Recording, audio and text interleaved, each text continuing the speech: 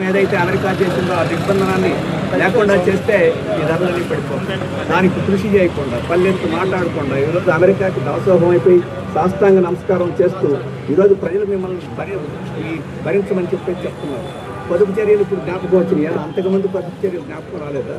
ఇప్పుడు మంత్రులు, ముఖ్యమంత్రులు, ప్రధానమంత్రులు పొదుపు చర్యల గురించి మాట్లాడుతున్నారు. ఈ పొదుపు అనేది ఎప్పుడైనా చేయండి, అప్పుడు చేయండి, ఇప్పుడైతే జ్ఞాపకం వస్తుంది.